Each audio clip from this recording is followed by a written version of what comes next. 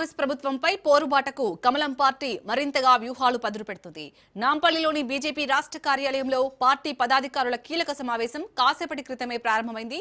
BJP రాష్ట్ర అధ్యక్షుడు ఎన్ రామచంద్రరావు అధ్యక్షతన జరుగుతున్న ఈ ఉన్నత స్థాయి సమావేశానికి రాష్ట్ర వ్యవహారాల ఇన్ఛార్జ్ అభయ్ పాటిల్, సంస్థాగత ఇన్ఛార్జ్ చంద్రశేఖర్ తివారీతో పాటు పార్టీ పదాధికారులు పెద్ద ఎత్తున హాజరయ్యారు.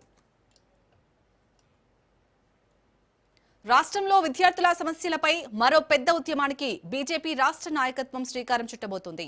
ఈ సమావేశంలో ప్రధానంగా దీర్ఘకాలంగా పెండింగ్ లో ఉన్న ఫీజు రియంబర్స్మెంట్ బకాయిలను రాష్ట్ర ప్రభుత్వం తక్షణమే విడుదల చేసేలా ఏ విధంగా ఒత్తిడి తీసుకురావాలనే యాక్షన్ ప్లాన్ పై సుదీర్ఘంగా చర్చిస్తున్నారు. ఇటీవల తాము చేపట్టిన రైతు గోస, బీజేపీ భరోసా పోరుబాట వల్లే రాష్ట్ర ప్రభుత్వం దిగొచ్చిందని, అదే ఉత్సాహంతో ఇప్పుడు విద్యార్థుల పక్షాన పోరాడాలని కమలనాథులు భావిస్తున్నారు.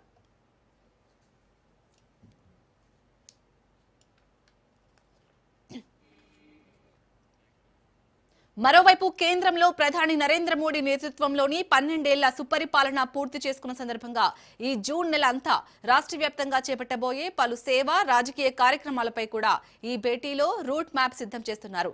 తెలంగాణలో ప్రజలు ప్రస్తుతం బీజేపీ వైపు చూస్తున్నారని, నేతలందరూ ఐక్యంగా ఉంటూ పార్టీ బలోపేతానికి, ప్రజా సమస్యలపై పోరాటాలకు కదలాలని ఈ సందర్భంగా అధిష్టానం పిలుపునిచ్చింది.